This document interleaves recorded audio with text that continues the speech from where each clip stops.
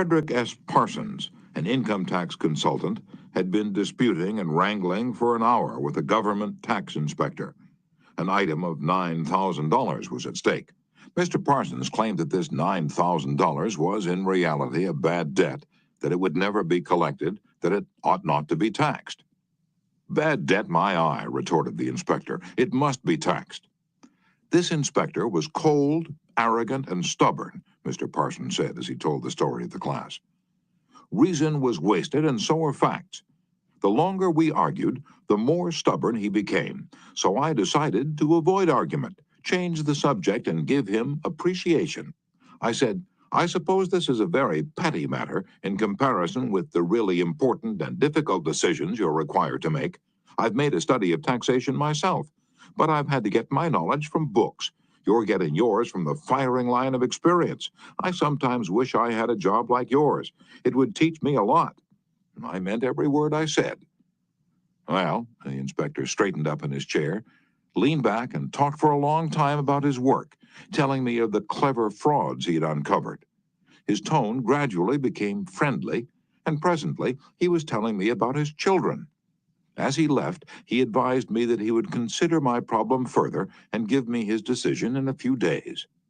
He called at my office 3 days later and informed me that he had decided to leave the tax return exactly as it was filed.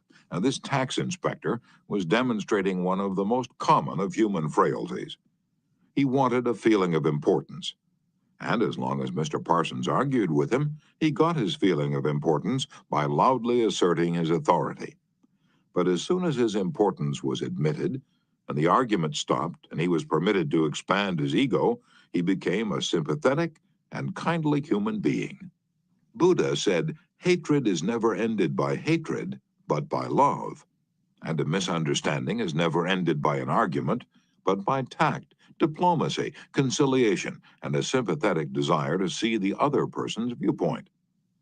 Lincoln once reprimanded a young Army officer for indulging in a violent controversy with an associate.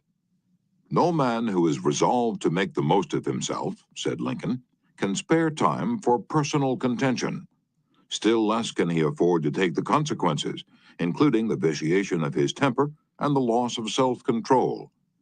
Yield larger things to which you show no more than equal rights, and yield lesser ones, though clearly your own. Better give our path to a dog than be bitten by him in contesting for the right. Even killing the dog would not cure the bite." In an article in Bits and Pieces, some suggestions are made on how to keep a disagreement from becoming an argument. Welcome the disagreement. Remember the slogan, "When two partners always agree, one of them is not necessary." If there's some point you haven't thought about, be thankful if it is brought to your attention. Perhaps this disagreement is your opportunity to be corrected before you make a serious mistake. Distrust your first instinctive impression. Our first natural reaction in a disagreeable situation is to be defensive. Be careful. Keep calm and watch out for your first reaction. It may be you at your worst, not your best. Control your temper.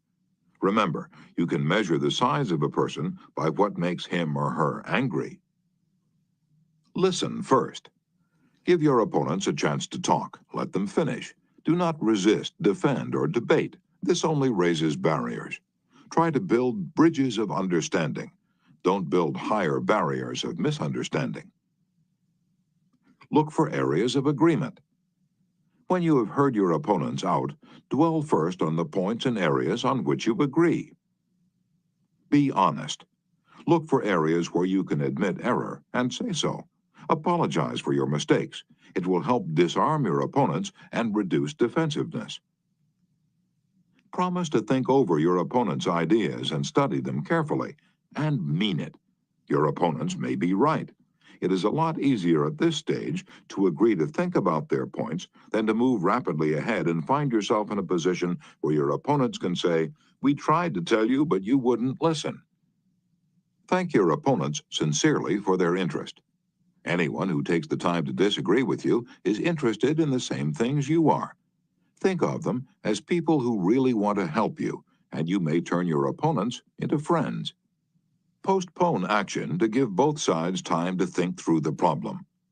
Suggest that a new meeting be held later that day or the next day when all the facts may be brought to bear.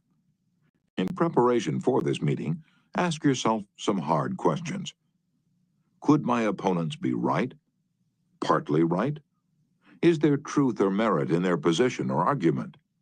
Is my reaction one that will relieve the problem, or will it just relieve any frustration?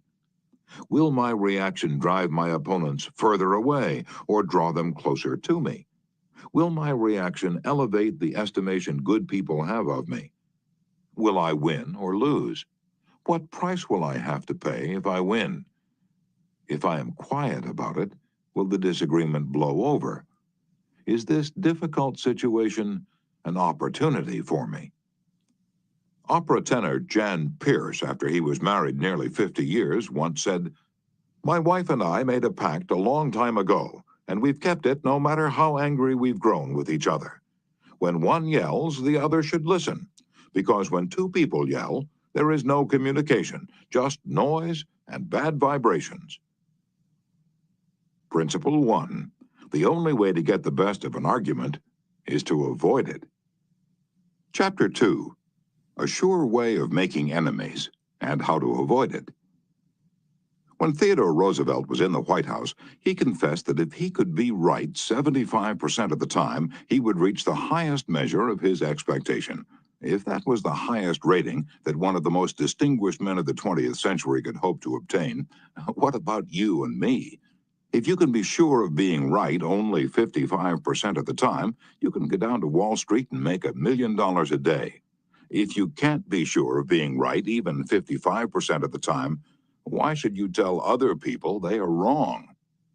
You can tell people they are wrong by a look or an intonation or a gesture, just as eloquently as you can in words. And if you tell them they are wrong, do you make them want to agree with you? Never.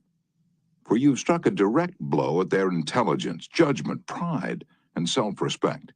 That will make them want to strike back, but it will never make them want to change their minds. You may hurl at them all the logic of a Plato or an Immanuel Kant, but you will not alter their opinions, for you have hurt their feelings. Never begin by announcing, "I am going to prove so-and-so to you." Now, that's bad.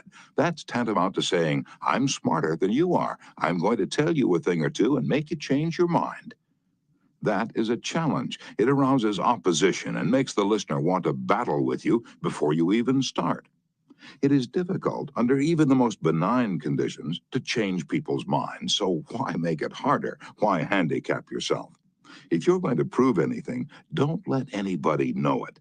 Do it so subtly, so adroitly, that no one will feel that you are doing it. This was expressed succinctly by Alexander Pope. Men must be taught as if you taught them not, and things unknown proposed as things forgot. Over 300 years ago, Galileo said, "You cannot teach a man anything. You can only help him to find it within himself." As Lord Chesterfield said to his son, "Be wiser than other people if you can, but do not tell them so." And Socrates said repeatedly to his followers in Athens, "One thing only I know, and that is that I know nothing." Well, I can't hope to be any smarter than Socrates, so I have quit telling people they are wrong, and I find that it pays. If a person makes a statement that you think is wrong, yes, even that you know is wrong, isn't it better to begin by saying, "Well, now, look, I thought otherwise, but I may be wrong. I frequently am. And if I am wrong, I want to be put right. Let's examine the facts."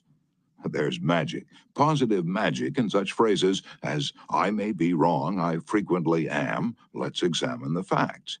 Nobody in the heavens above, or on the earth beneath, or in the waters under the earth will ever object to your saying, "I may be wrong, let's examine the facts." One of our class members who used this approach in dealing with customers was Harold Renke, a Dodge dealer in Billings, Montana. He reported that because of the pressures of the automobile business, he was often hard-boiled and callous when dealing with customers' complaints. This caused flared tempers, loss of business, and general unpleasantness. He told his class, Recognizing that this was getting me nowhere fast, I tried a new tack. I'd say something like this. Our dealership has made so many mistakes that I'm frequently ashamed. We may have erred in your case, so tell me about it. This approach becomes quite disarming, and by the time the customer releases his feelings,